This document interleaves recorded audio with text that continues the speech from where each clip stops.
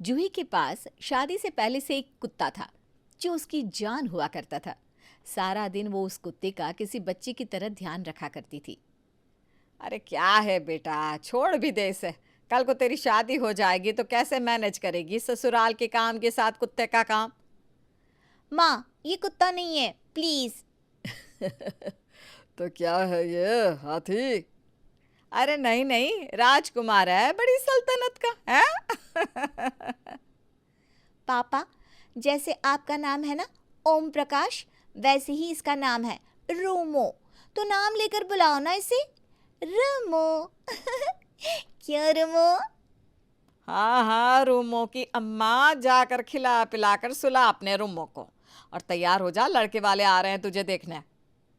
क्या है माँ, लड़के वाले आते तो हैं और मेरे एक सवाल में उठकर भाग भी जाते हैं। अरे क्या पता ये वाले समझे। हाँ बेटा, बस दूसरा सवाल मत करना।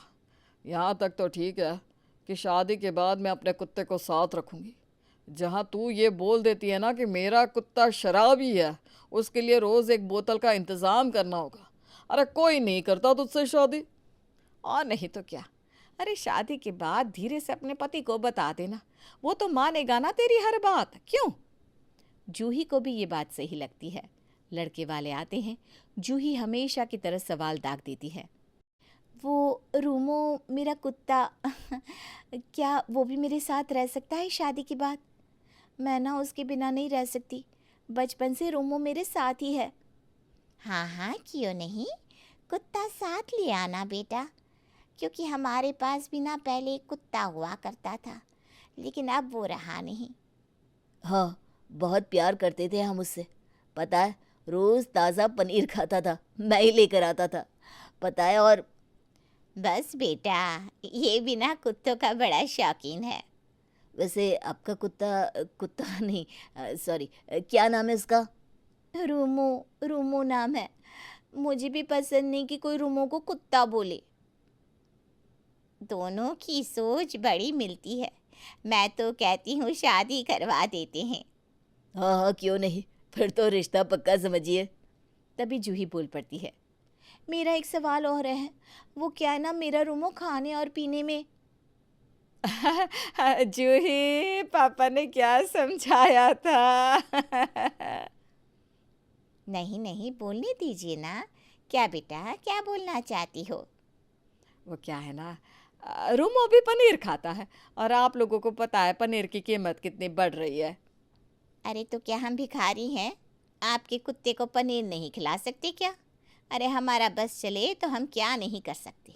मेरा बेटा मैनेजर है, मैनेजर। देखा जूही बहन जी को कितना गुस्सा आ गया। किसी को भी आ जाता है इस सवाल पर। अरे तूने क्यों पूछा ये सवाल, इसीलिए तो मना कर रहे थे। जाओ अब अंदर। बस अब क्या था, जैसे ही जूही के माता पिता को कुत्ते के लिए घर मिल जाता है, ओह माफ़ करिए, जूही के लिए घर मिल जाता है, तो हो जाती है शादी जूही की। और जूही के साथ उसके शराबी कुत्ते को भी जूही के ससुराल जाना पड़ता है।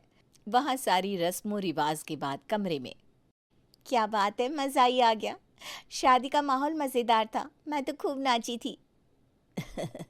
मैं भी, सच्ची मज़ा ही आ गया। वैसे तुम्हें कुछ भी चाहिए हो तो मुझे बता देना, शर्माना नहीं। सच्ची, शर्माए बिना आपको एक बात बता दूं? हाँ हाँ, और क्या, बताओ क्या हो गया? वो क्या है ना, मेरा कुत्ता जो है ना वो। अरे हाँ, उसके लिए मैंने 2 किलो पनीर लाकर फ्रिज में रख दिया है, खिला देना। नहीं, वो पनीर नहीं खाता। पनीर नहीं खाता? पर तुमने तो। मैंने नहीं, मेरे पापा ने। मैं तो बताने वाली थी कि उसकी क्या शौक है, लेकिन पापा ने बोलने ही नहीं दिया। ओहो, कोई बात नहीं, क्या खाता है बता दो, वही ले आऊँगा मैं। वो खाता नहीं, पीता है शराब।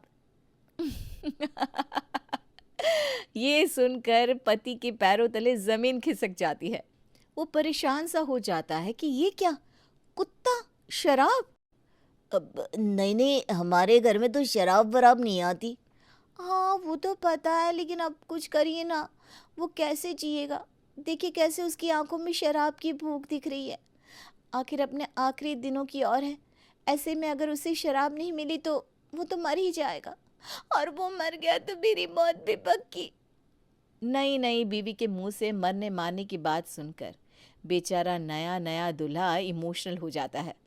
अरे मैं हूं ना, तुमको कुछ नहीं होने दूंगा, अभी लाता हूँ बोतल। कौन सा ब्रांड पीता है ये तुम्हारा कुत्ता, देसी विदेशी रम या फिर वाइन? कितने क्यूट हो आप। वो तो देसी भी पी लेता है, बस शराब होनी चाहिए, अ, शुरूर बनना चाहिए, फिर वो सो जाता है। हाँ हाँ, पूरा सुरूर बनाते हैं तुम्हारे कुत्ते का। सॉरी, क्या नाम बताया था? अरे तुम तो कुत्ता भी बोल दो तो चल जाएगा। अरे देसी नहीं, आज तो स्पेशल एडिशन पिलाते तुम्हारे कुत्ते को। पूरे 15,000 वाली बोतल लेकर आता हूँ मैं। खैर पति तो किसी न किसी तरह से कुत्ते को शराब पिला ही देता है। रोज के दिन आराम से कट रहे होते हैं कि फिर एक रोज, बेटा क्या छुपा रखा है पीछे, दिखा जरा। हाँ, मैं देख रही हूँ रोज कुछ न कुछ छिपा कर निकल जाता है तू। हैं? अरे मजाक कर रही हूँ मैं। बेटा डर जाता है कि वो कैसे माँ को बताए कि कमरे में दारू की बोतल लेकर जाता है वो। कुछ नहीं माँ, कुछ नहीं, मैंने क्या छुपाना है। कुछ भी तो नहीं। बहुत मजाक हो गया। अब यहाँ देखो रोज क्या होता है तेरे पीछे। माँ जैसे ही बेटी के पास का लिफाफा खोलकर देखती है, दारू की बोतल, माँ की तो जैसे सिट्टी पिट्टी गूल हो जाती है। हाय रे बेटा, तूने पीना शुरू कर दिया। अरे भगवान। वो बेटा जिसके लिए उसकी माँ जहान थी, माँ को रोता देख इमोशनल हो जाता है। माँ, माँ मुझे माफ़ कर दे, ये मेरे लिए नहीं है, ये ना जूही। बस बहू का नाम लेते ही सास जोर जोर से चिल्लाने लगती है। हाय रे, बहू शराब पीती है। ए भगवान, क्या हो गया? ये तो उसके माँ बाप ने बताया ही नहीं। ए भगवान, बेटा तू भी तो। अरे ना माँ ना, कैसी बात कर रही हो? वैसे मैं ना बात कर रहा हूँ, वो छोड़ देगी, लेकिन अब तब तक ना तू जूही को कुछ ना कहना माँ। बेटा जल्दी निपटा इसे, ये नहीं सहन होगा। और ये कौन सी थैली वाली शराब पी रही है तेरी बीवी, लेवर सड़ा रही है अपना। माँ बस ऐसा है कि वो जूही नहीं, वो उसका कुत्ता। अरे रहने दे, तू जा, पिला तू, बोल दे तो चखना भी दे दूं कमरे में। जिस सास घर में शराब भी नहीं आने देती थी, वो बहू के लिए चखना लेकर जाने की बात कर रही होती है। रोज रोज बेटा बहू के लिए कमरे में शराब लेकर जाता, बहू शराब कुत्ते को पिलाती। मामला ऐसे ही चल रहा था, लेकिन फिर एक दिन, जूही मैं ना 1 महीने के लिए बाहर जा रहा हूँ, ऑफिस के काम से जाना है। ओहो, मैं कैसे रहूँगी आपके बिना? मैं भी चलूँ? ऑफिस का काम नहीं होता तो ज़रूर ले चलता, अपना ख्याल रखना। पति तो चला जाता है, लेकिन फिर रात होते होते चिंता कुत्ते की हो जाती है कि हाय रे अब क्या करे, कहाँ से शराब आएगी। बहू परेशान होकर यहाँ वहाँ घूम रही होती है। लग रहा है तलब लग रही है शराब की बहू को। क्या करे, बेचारी को कहाँ से ला कर दूँ, सामने से बोल भी तो नहीं सकती। अब बहू के साथ साथ सास भी परेशान से घूम रही होती है कि पास की पड़ोसन आती है। अरे बहन क्या हो गया, परेशान सी लग रही हो? अरे बस कुछ ऐसा है कि किसी को कुछ कह नहीं सकती, पर घर की किसी सदस्य को परेशान देखकर अच्छा भी तो नहीं लगता। अरे मुझे तो बता सकती हैं, मैं तो तेरी बहन जैसी हूँ, क्या हो गया बता। सास पड़ोसन को सारी बात बता देती है। अच्छा मैं काम करती हूँ, अपने बेटे से बोतल मंगवा देती हूँ। जब तक तेरा बेटा नहीं आ जाता, बहू को बोल कि मेरा बेटा ला कर दे देगा, ठीक है?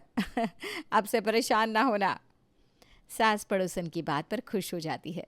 वो जल्दी से पैसे पड़ोसन को निकाल कर दे देती है और पड़ोसन का बेटा अब रोज घर में शराब की बोतल लेकर दे जाता। लेकिन पड़ोसन ये बात पूरे मोहल्ले में गा देती है।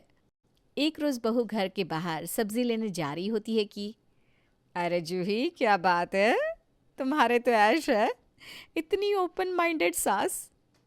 मतलब मैंने तो सिंपल सी साड़ी पहनी है, कौन सा शॉर्ट्स पहन के मैं डिस्क में नाच रही हूँ। अरे ये रोज रोज शराब की बोतल तुझे लाकर कौन दे रहा है, पता भी है? बहू को आश्चर्य होता है कि उसके पति ने जो शराब की बोतल रखी है, इस बात का सभी को पता कैसे चला। उसे सास पर गुस्सा आ जाता है। वो घर आती है। सासू माँ, आपको घर की बात बाहर नहीं बतानी चाहिए थी। मेरा कुत्ता शराब पीता है, ये सबको पता चल गया। अब सोचिए उसके बारे में सब क्या सोचेंगे, उसकी क्या इज्जत रह जाएगी। कुत्ता? बहू क्या कहा? वही जो आपने सुना। मुझे लगा कुत्ते के लिए ये बोतल रख कर गए हैं, लेकिन वो बोतल आप लाती थी। देखिए, मैं इसकी इज्जत करती हूँ। माना कुत्ता जानवर है, पर उसकी भी तो इज्जत होती है ना। सास बहू की बात सुनकर खुश हो रही होती है और शुक्र करती है कि बहू शराबी नहीं है। आभा अपने माँ पापा की लाडली और इकलौती बेटी थी, इसलिए बचपन से वो जो भी कहती उसके घर वाले उसकी सारी बात मानते, जिस वजह से वो बहुत शरारती और जिद्दी बन गई थी। मगर उसके घर वालों को उसमें कोई कमी नजर नहीं आती। वे हमेशा उसकी गलतियों पर भी उसे डांटने की जगह बस लाड प्यार ही करते।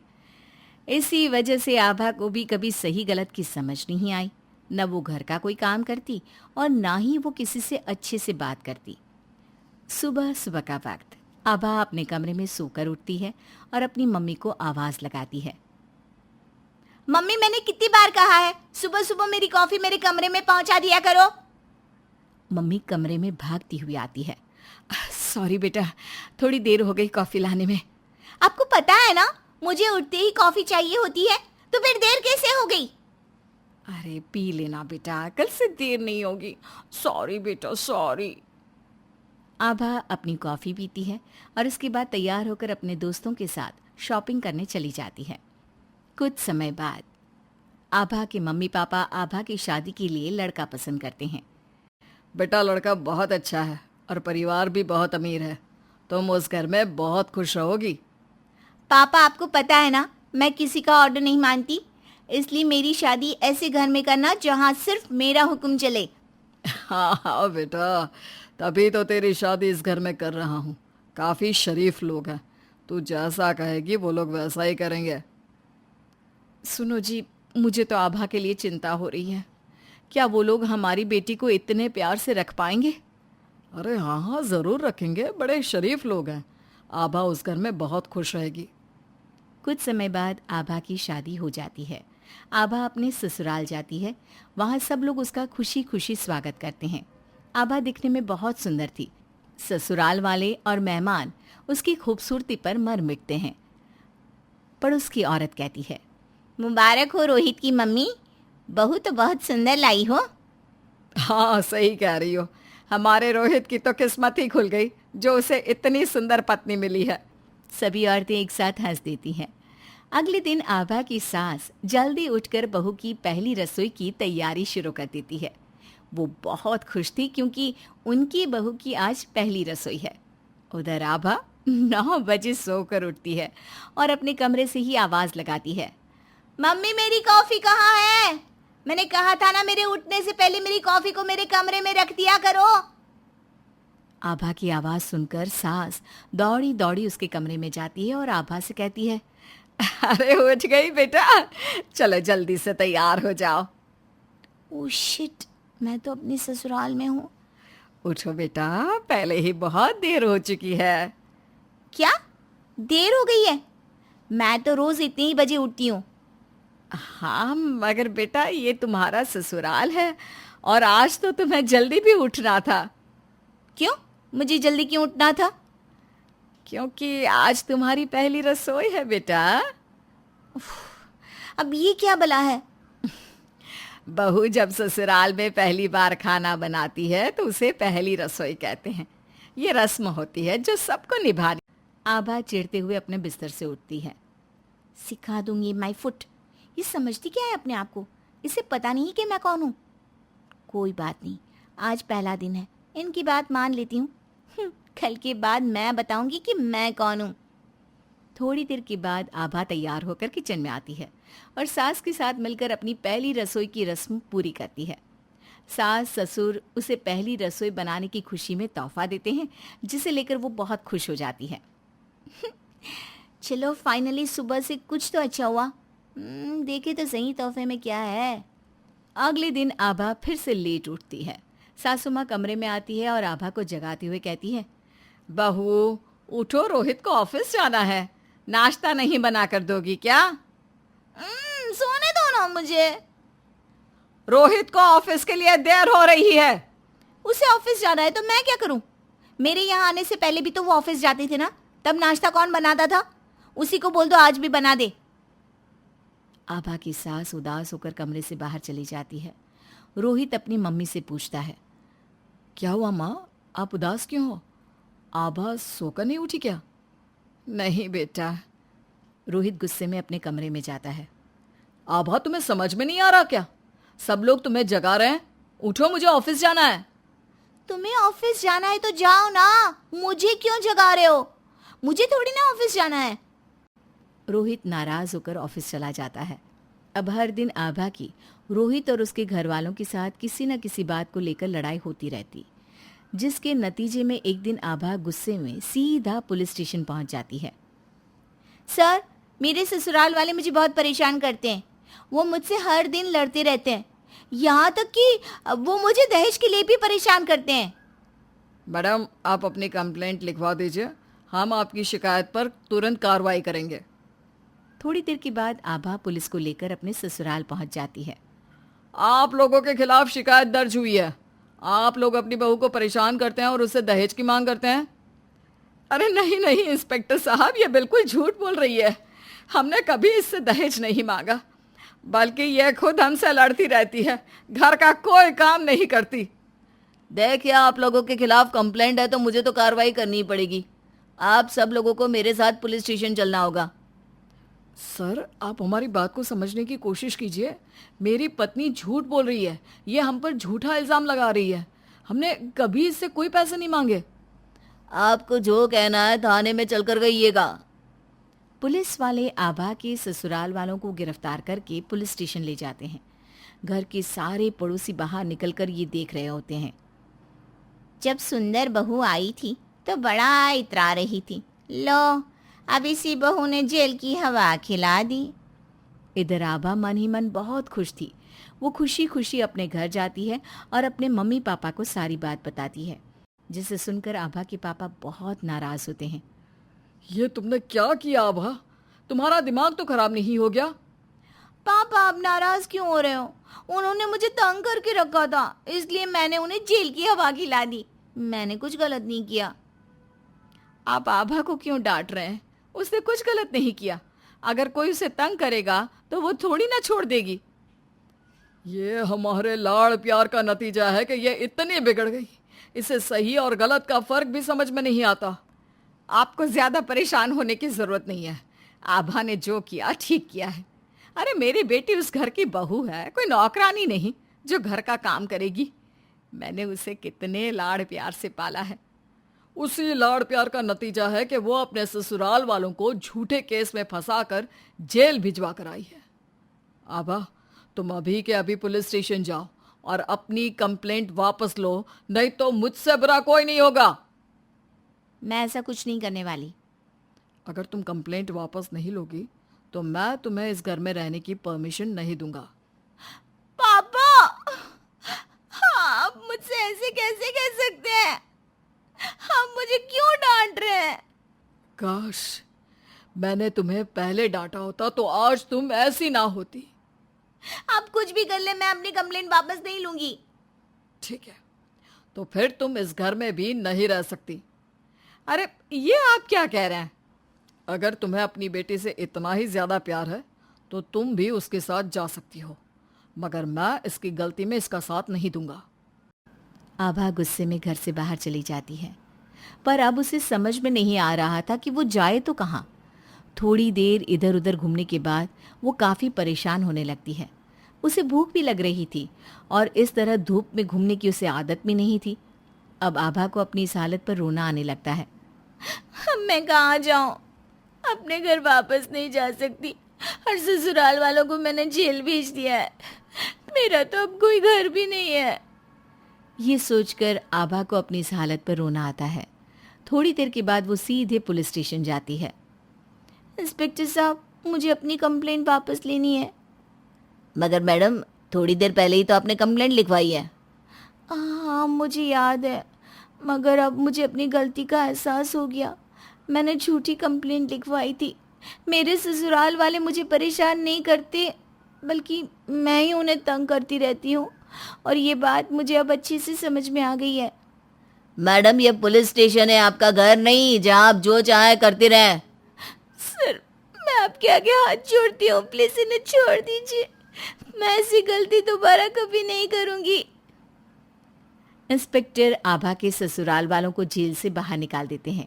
आभा हाथ जोड़कर उनके सामने रोते हुए माफ़ी मांगती है। मुझे माफ़ कर दीजिए, मुझसे बहुत बड़ी गलती हो गई। बचपन से मेरे माँ पापा ने मुझे इतने लाड से रखा कि मुझे सही और गलत का फ़र्क ही समझ में नहीं आया। आप लोगों की अच्छी बातें भी मुझे बुरी लगती थी, इसलिए मैंने परेशान होकर ये कदम उठाया। मगर अब मुझे समझ में आ गया कि मैं गलत थी, और अपनी इस गलती के लिए मैं आप लोगों से माफ़ी मांगती हूँ। चलो, तुम्हें अपनी गलती का एहसास तो हुआ। रोहित, आप मुझे माफ़ कर देंगे ना? आगे से आप जैसा कहेंगे मैं वैसा ही करूँगी। ठीक है, अगर माँ ने तुम्हें माफ़ कर दिया तो मैंने भी माफ़ कर दिया। आभा के ससुराल वाले उसे माफ़ कर देते हैं, और आभा अपने ससुराल वालों के साथ खुशी खुशी अपने ससुराल में रहने लगती है। चालाक बहन। दिल्ली के रहने वाले संजीव और रमा के परिवार में कुल मिलाकर 4 लोग थे। संजीव, रमा, उनका एक बेटा और एक बेटी। बेटे का नाम था जय और बेटी का नाम था उर्वशी। संजीव और रमा का बेटा जय बहुत ही सीधा साधा था, वहीं उर्वशी काफी चालाक। वो किसी न किसी बात पर अपने भाई को डांट पड़वा ही देती थी। लेकिन संजीव और रमा अपनी बेटी की आदत से अभी तक पूरी तरह वाकिफ नहीं थे। जय और उर्वशी, ध्यान से सुन लो, ये मिठाई का डिब्बा मुझे अपनी सहेली के यहाँ भिजवाना है। तुम दोनों में से कोई भी इसे हाथ नहीं लगाएगा। ठीक है मम्मी, मैं ध्यान रखूंगी, लेकिन आप जय से भी कह देना, क्योंकि उसी को मिठाई का शौक ज्यादा है ना। मम्मी, हमेशा ही उर्वशी काम खराब करती है और मुझे फंसा देती है। मैं कुछ नहीं जानती, बस एक बार कह दिया कोई मिठाई नहीं खाएगा मतलब नहीं खाएगा। शाम को जब रमा फ्रिज में मिठाई का डिब्बा चेक करती है तो देखती है कि उसमें मिठाई के 2-3 पीस गायब थे। उर्वशी, जय, मैंने मना किया था ना, मिठाई नहीं खानी है। लेकिन माँ, मैंने तो मिठाई खाई ही नहीं है। तो फिर किसने खाई? देखो माँ, ये मिठाई ना जय ने खाई है। उसके चेहरे पर अभी तक मिठाई लगी हुई है, खुद ही देख लो। क्या तुम सच कह रही हो?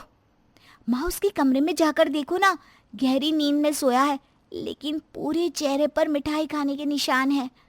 जब जय सोकर उठता है तो रमा जी उसे जोर से डांटती हैं। तुम्हें ये सब करने की क्या जरूरत थी?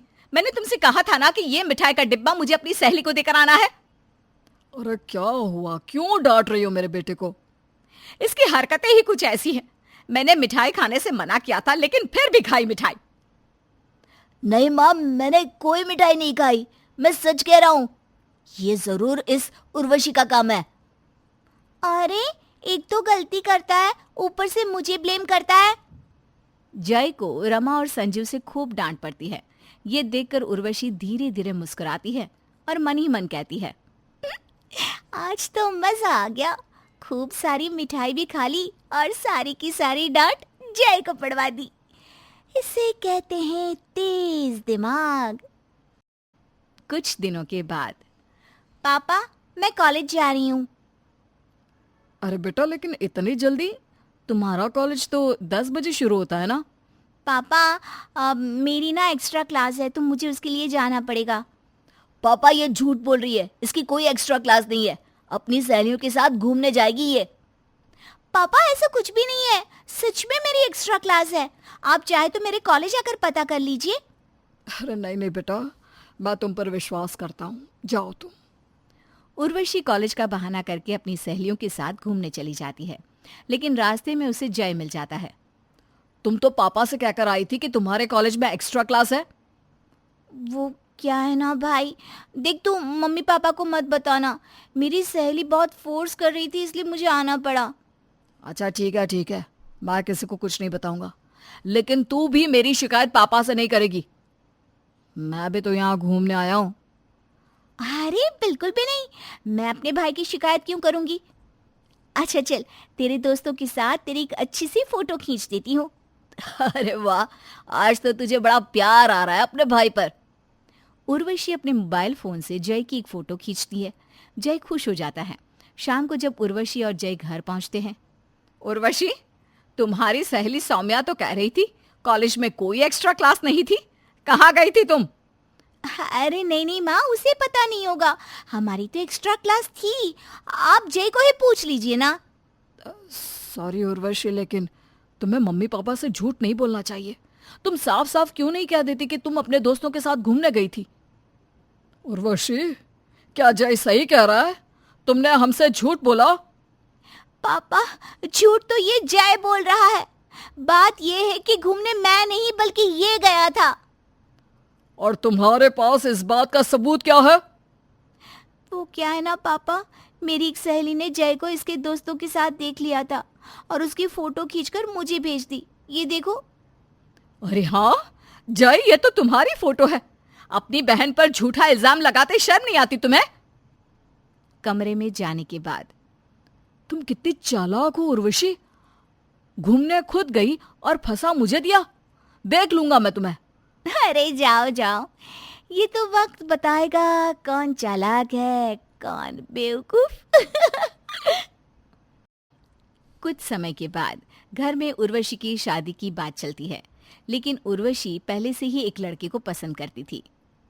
जब वो अपने पापा से लव मैरिज के बारे में कहती है तो वो इस बात को मानते नहीं और इसलिए उर्वशी ने चालाकी से काम लिया।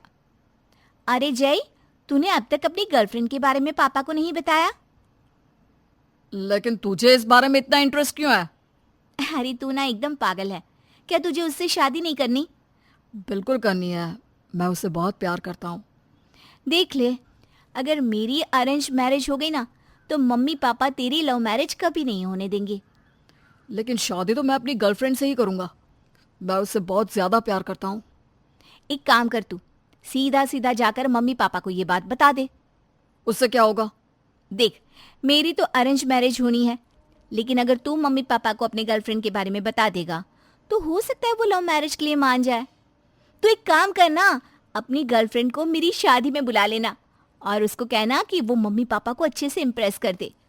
हाँ बात तो सही है, उसके बाद मम्मी पापा हमारी शादी के लिए जल्दी मान जाएंगे, है ना? बिल्कुल, अब तू जल्दी से जा और मम्मी पापा को अपनी गर्लफ्रेंड के बारे में बता दे और उनसे कह दे कि तू उससे ही शादी करेगा। उर्वशी की बातों में आकर जय अपने मम्मी पापा को अपनी गर्लफ्रेंड से शादी करने वाली इच्छा बता देता है। देखो बेटा, अभी तुम्हारी बहन की शादी होनी है और उसके बाद ही हम तुम्हारे और तुम्हारी गर्लफ्रेंड की शादी के बारे में सोचेंगे। इसका मतलब आप मुझे उससे शादी करने की परमिशन देंगे ना पापा? हाँ बिल्कुल, लेकिन हम चाहते हैं कि उर्वशी की अरेंज मैरिज हो जाए। लेकिन पापा, अगर आप जय को लव मैरिज की परमिशन दे सकते हैं तो मुझे क्यों नहीं? अरे बेटा, लेकिन हमने तुम्हारे लिए इतना अच्छा लड़का ढूंढा तो है। इसका मतलब तो ये हुआ ना कि आप बेटे और बेटी में फर्क करते हैं। आपने उसे लव मैरिज करने की परमिशन 1 मिनट में दे दी। लेकिन तुम्हें तो कोई पसंद ही नहीं है ना, तुम्हारी तो अरेंज मैरिज ही होनी थी। आपसे किसने कहा? मैं तो बस देखना चाहती थी कि आप जय को उसकी पसंद से शादी करने की इजाजत देते हैं या नहीं। ठीक है बेटा, अगर तुम्हें ऐसा लगता है तो तुम भी अपनी पसंद के लड़के से शादी कर लो, क्योंकि हमारे लिए तो तुम और जय दोनों एक बराबर हो। समझ गया, मेरी चालाक बहन ने एक बार फिर से अपनी चालाकी का खेल खेला है और मुझे मोहरा बनाकर अपनी लव मैरिज के लिए मम्मी पापा से हाँ करवा ली। मैंने तो तुझसे पहले ही कहा था प्यारे भाई, मुझसे ज्यादा चालाक बहन तुझे कहीं मिलेगी भी नहीं, क्योंकि मेरा दिमाग चालाकियों से भरा पड़ा है। माँ मैं स्कूल से आ गई। अच्छा बेटा, तो फिर जल्दी से हाथ मुंह धो ले और खाना खा ले। वो सब तो मैं कर लूंगी माँ, मगर पहले मेरी बात सुनो ना। मेरे स्कूल वाले सब बच्चों को ताजमहल घुमाने लेकर जा रहे हैं, आगरा। क्या मैं भी जा सकती हूँ? मेरे सब दोस्त जा रहे हैं। अरे बेटा तू क्या करेगी जाकर, ये तेरे घूमने की उम्र थोड़ी ना है। क्या? मगर माँ मेरे क्लास के सब बच्चे जा रहे हैं। बेटा तू पढ़ने में कितनी होशियार है, तेरी क्लास के बाकी बच्चे तेरी तरह नहीं है। एक बार तो अपनी स्कूल की पढ़ाई पूरी कर ले, फिर घूमने जाना, तब तो तेरे पास बहुत वक्त होगा। अच्छा ठीक है माँ, मगर तुम मुझे स्कूल के बाद जाने दोगी ना? हाँ हाँ क्यों नहीं, जा अब हाथ मुंह धो ले, फिर खाना खा लेना और फिर पढ़ाई करने बैठ जाना। हाँ ठीक है माँ। मानवी की माँ जैसा कहती है वो वैसा ही करती है। मानवी मन लगाकर स्कूल में पढ़ाई करती है और अव्वल दर्जे से पास भी होती है। देखते ही देखते कब स्कूल खत्म हो जाता है पता ही नहीं चलता। माँ कैसा लग रहा है आपको? मैं गांव की इकलौती लड़की हूँ जिसने अव्वल दर्जे से स्कूल पास किया है। मैं तो हमेशा से ही कहती थी मानवी कि तू बहुत समझदार लड़की है। अच्छा माँ मेरी बात सुनो, आपने मुझसे कहा था जब मैं स्कूल पूरा कर लूंगी तो आप मुझे आगरा घूमने जाने दोगी, तो क्या अब मैं जा सकती हूँ? क्या तुझे वो बात अब तक याद है मानवी? हाँ माँ, नहीं तो क्या, वही सोचकर तो मैंने इतनी मेहनत करके अपनी पढ़ाई पूरी की। मगर बेटा अभी तो तू छोटी है, और वैसे भी अभी ये वक्त घूमने का नहीं है। अभी तो तुझे कॉलेज जाना चाहिए, मन लगाकर पढ़ाई करनी चाहिए। एक बार कॉलेज खत्म हो जाएगा तब तो तेरे पास वक्त ही वक्त होगा घूमने का। मानवी को ये सुनकर थोड़ा गुस्सा तो आता है, मगर थोड़े वक्त में उसे अपनी माँ की बात सही भी लगती है। ठीक है माँ, मगर तुम पक्का कॉलेज के बाद घूमने जाने दोगी ना, अगर मैं मन लगाकर पढ़ूंगी तो? अरे हाँ हाँ बेटा पक्का, क्यों नहीं। फिर क्या था, मानवी एक डिग्री कॉलेज में एडमिशन लेती है और खूब मन लगाकर पढ़ने लगती है। वो अपने कॉलेज की सबसे समझदार लड़की थी। एक दिन उसकी कॉलेज की दोस्त रूपल उससे कहती है, अरे मानवी तू इतना मन लगाकर क्यों पढ़ती है? ऐसा भी क्या मिलेगा तुझे इतनी पढ़ाई करके? आखिर में करनी तो शादी है। अरे रूपल, ज्ञान कभी व्यर्थ नहीं जाता और इससे हम आत्मनिर्भर बनते हैं, हमें नौकरी भी तो मिलेगी। अब कल को जब मैं अकेले आगरा घूमने जाऊंगी तो मुझे इन सब चीजों की जरूरत पड़ेगी ना। अच्छा ठीक है, वैसे मानना पड़ेगा काफी बड़े बड़े सपने हैं तेरे। इतना कहकर रूपल वहां से चली जाती है और मानवी फिर से पढ़ाई में लग जाती है। इसी तरह कुछ वक्त और बीत जाता है और मानवी की कॉलेज की पढ़ाई भी खत्म हो जाती है। मानवी जैसे ही घर आती है उसकी माँ उससे कहती है, मानवी बहुत बड़ी खुशखबरी है बेटा। क्या? कैसी खुशखबरी माँ? अभी अभी घर पर सरपंच जी आए थे, उन्होंने कहा कि उन्होंने तेरी बहुत तारीफ सुनी है कि तू पढ़ाई में कितनी अच्छी है और तेरी गणित भी बहुत अच्छी है। हाँ तो फिर क्या हुआ माँ? फिर क्या, उन्होंने मुझसे कहा वो तुझे अपने यहाँ हिसाब किताब करने की नौकरी पर रखना चाहते हैं।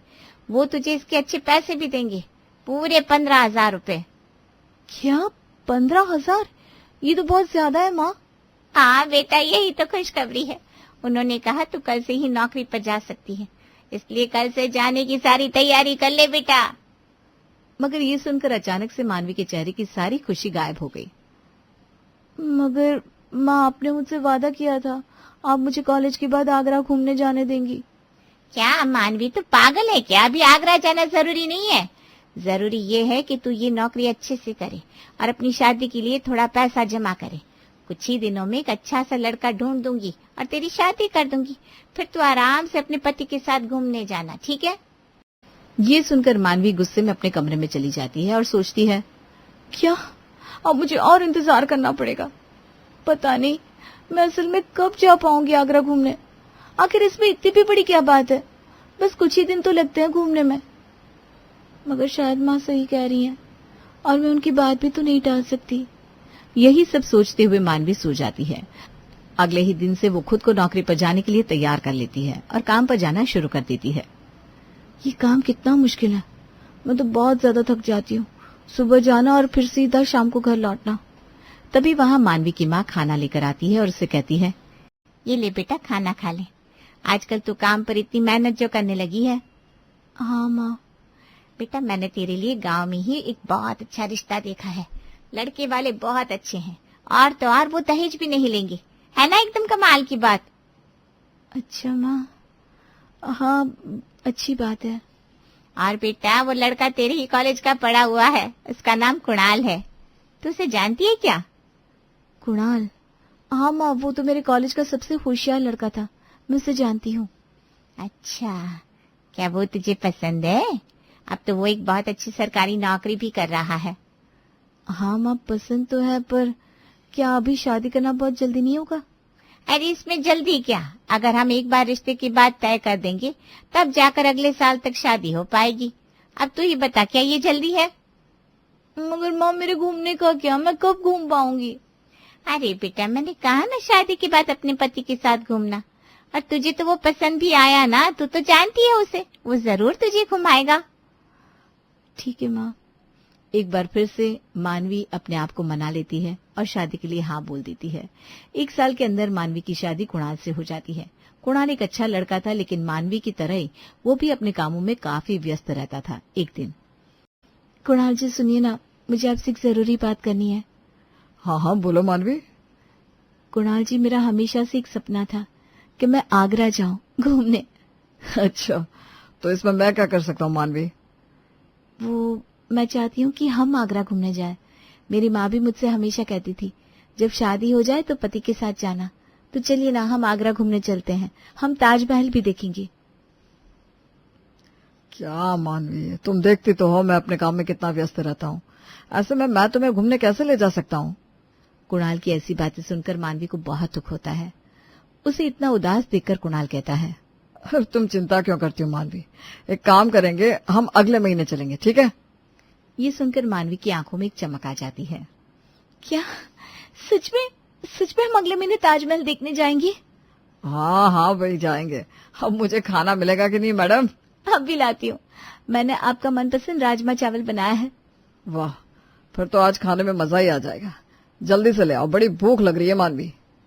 मानवी कुणाल के लिए खाना लगा देती है और कुणाल खाना खाने लगता है। उसके खाने के बाद मानवी घर का सब काम खत्म करके खुद भी खाना खा लेती है। आखिरकार सारा काम खत्म हो गया, मगर अब कम से कम एक अच्छी बात तो है कि अब जाकर मेरे बचपन का सपना पूरा हो जाएगा। मैं घर के सारे काम मन लगाकर करूंगी ताकि कुणाल को मुझसे कोई शिकायत ना हो। यही सोचकर मानवी 1 महीने तक घर का सारा काम अच्छे से करती है। जैसे ही कुणाल के ऑफिस की 2 दिन की छुट्टी होती है और वो घर आता है, मानवी उससे कहती है, अब घर आ गए, आपको छुट्टी मिल गई ना? हाँ भाई, आखिरकार मुझे छुट्टी मिली गई। माँ कहाँ है? वो माँ जी अपने कमरे में है, चाय पी रही है। अच्छा, तुम मेरा सामान पैक कर दो, मैं 2 दिन के लिए अपने ऑफिस के दोस्तों के साथ घूमने शिमला जा रहा हूँ। ये सुनकर तो मानवी के सारे सपने चूर चूर हो जाते हैं। उसे अपने कानों पर यकीन ही नहीं होता। क्या?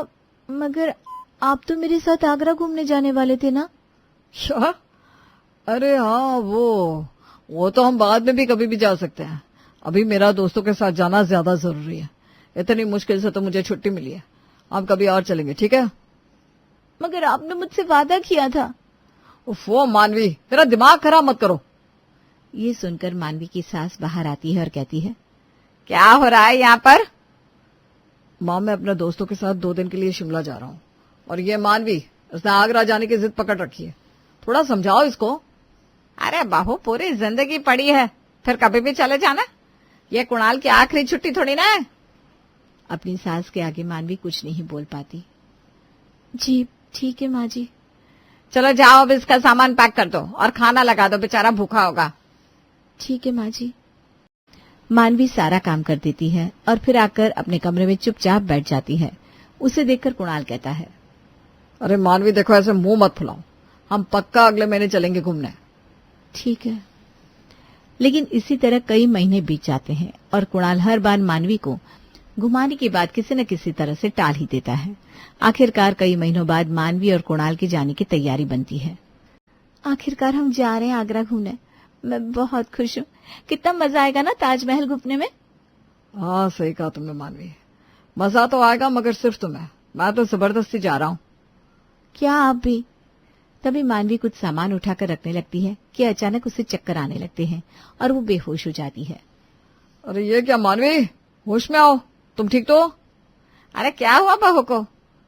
पता नहीं माँ, अचानक से बेहोश हो गई। मैं अभी डॉक्टर को फोन करके बुलाता हूँ। डॉक्टर की चेकअप के बाद पता चलता है मानवी गर्भवती थी। क्या? अरे वाह वाह, ये तो बड़ी अच्छी खबर सुनाई आपने डॉक्टर जी। वाकई में मैं बहुत ज्यादा खुश हूँ। तभी मानवी को होश आता है। अरे मानवी, तुम होश में आ गई? तुम्हें पता है कितनी बड़ी खुशखबरी है?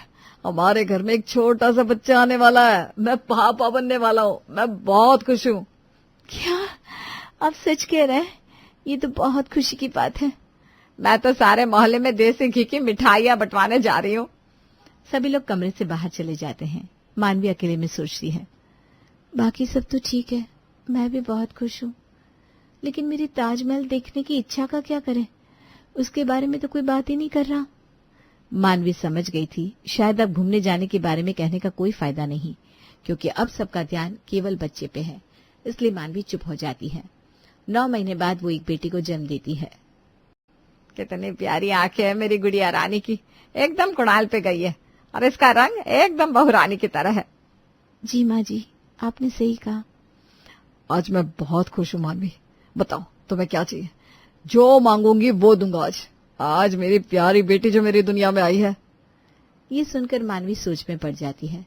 उसे तो बस एक ही चीज चाहिए थी, मुझे तो बस ताजमहल देखने जाना है। बचपन से मैं यही एक चीज मांग रही हूँ सबसे। ओफो, फिर वही बात। अरे मानवी, किसी चीज के पीछे इतनी बुरी तरह से भी नहीं पड़ जाना चाहिए। अभी अभी हमारी बेटी दुनिया में आई है और तुम्हें घूमने जाना है। क्या ये सही समय है बात करने का? अब मानवी को गुस्सा आ जाता है। क्या तमाशा है ये सब? जब देखो तब एक ही बात, अभी सही समय नहीं है, अभी सही समय नहीं है। आखिर वो सही समय कब आएगा जब मैं ताजमहल देखने जा पाऊंगी? अचानक से मानवी को इतना भड़कता देखकर सास और कुणाल एकदम चुप हो गए। वो समझ गए कि अभी मानवी से कुछ भी कहना ठीक नहीं होगा। अच्छा ठीक है, अभी तुम आराम करो। फिलहाल ये इन बातों का वक्त नहीं है, हम कल इस बारे में बात करेंगे। इतना कहकर सास कुणाल को लेकर बाहर चली जाती है। लगता है मैंने कुछ ज्यादा ही बोल दिया, मुझे इन लोगों से माफी मांग लेनी चाहिए। इतना भी गुस्सा करना अच्छी बात नहीं थी। मानवी अपनी बेटी को पलंग पर लिटाकर कुणाल और उसकी मां से माफी मांगने के लिए बाहर जाती है, लेकिन वो देखती है दोनों बाहर खड़े होकर बात कर रहे थे, जो मानवी ने सुन ली। देखो ना माँ, जब से शादी हुई इस मानवी के पास एक ही बात है, ताजमहल ताजमहल ताजमहल। मुझे तो ताजमहल देखने का मन ही नहीं है। अरे छोड़ना बेटा, कहती है तो कहने दे, हमें क्या। अभी तो कौन सा किसी ने उसकी सुन ली जो अब सुनेगा। कुछ दिन में खुद ही भूल जाएगी। अभी तेरी बेटी हुई है ना, बस उस बात पर ध्यान दे। हाँ माँ, तो एकदम ठीक कहती हो, मैं ऐसा ही करूंगा अब। कुणाल और उसकी मां की ऐसी बातें सुनकर मानवी के तो होश ही उड़ जाते हैं। वो वापस अपने कमरे में जाकर लेट जाती है।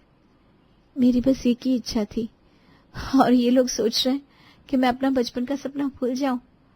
अब तो मुझे ही कुछ करना पड़ेगा। मानवी गहरी सोच में डूबी थी और सोचते सोचते ही उसे नींद लग जाती है। कुछ दिनों तक सब ठीक रहता है। माँ जी, मैंने अभी ही कल सवेरे की सब्जी काट के रख दी है, सुबह आपको आसानी होगी। अच्छा, मगर इतनी भी जल्दी क्या थी मानवी, ये काम तो सुबह भी हो जाता। सुबह मुझे समय नहीं मिलेगा ना माँ जी। इतना कहकर मानवी चली जाती है। फिर कुणाल के पास जाकर कहती है, कुणाल जी, आपके कपड़े इस्त्री कर दिए हैं, यही पहनकर जाएंगे ना कल आप? हाँ पहनूंगा तो यही, मगर तुमने अभी से क्यों कर दिया? ऐसे ही, बस मेरा मन था। सब लोग हैरान थे कि मानवी इतना अजीब सा बर्ताव क्यों कर रही है, लेकिन मानवी तो कुछ अलग ही खिचड़ी पका रही थी। सुबह सुबह जब उसकी सास उठी, मानवी, ओ मानवी, कहाँ है ये?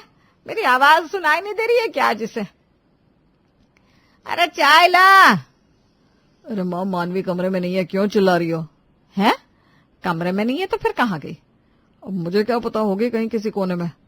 तो तू क्या किसी राजमहल में रहता है जो यहाँ बड़े बड़े कोने हैं जिसमें मानवी खो जाएगी? अरे ढूंढ उसे, मुझे तो कुछ ठीक नहीं लग रहा। दोनों माँ बेटे सारे घर में मानवी को ढूंढते हैं, मगर वो कहीं नहीं मिलती। ओफो, ये सब क्या है? मानवी इतनी सुबह कहाँ चली गई? और गुड़िया को भी साथ ले गई है?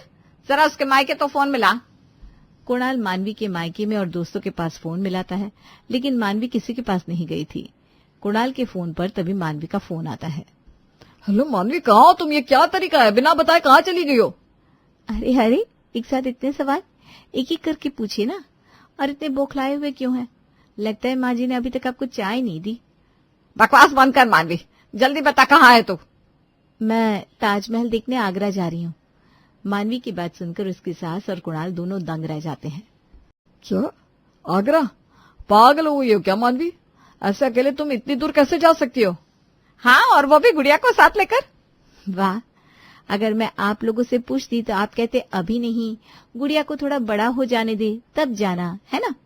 हाँ तो और क्या, सही तो है। तुम्हें अभी रुकना चाहिए था, ऐसा भी क्या घूमना। पिछले 20 साल से रुकी हुई हूँ माँ जी, अब मुझसे और नहीं रोका जाएगा। इसीलिए मैं अपनी बेटी को अपने साथ घुमाने ले आई हूँ। आप लोगों को शायद कभी समय नहीं मिलता मेरे सपने के लिए। अब आप मेरे पीछे से जरा घर ठीक से संभाल लेना। मैं 3-4 दिन में वापस आ जाऊंगी। इतना कहकर मानवी ने फोन काट दिया। कुणाल गुस्से में अपनी माँ से बोला, इसकी हिम्मत तो देखो, अकेले ही चली गई। चल छोड़ बेटा, 3-4 दिन में वापस आ जाएगी। कम से कम अब ताजमहल की रट तो नहीं लगाएगी। वैसे ये भी ठीक है। तो ऐसे मानवी ने आखिरकार अपने बचपन के सपने को पूरा कर ही लिया, और वो भी अपनी बेटी के साथ। मानवी ने ताजमहल के सामने खड़े होकर फोटो खिंचाई और वापस घर जाकर उसे अपने बेडरूम में फ्रेम करके लगवा दिया।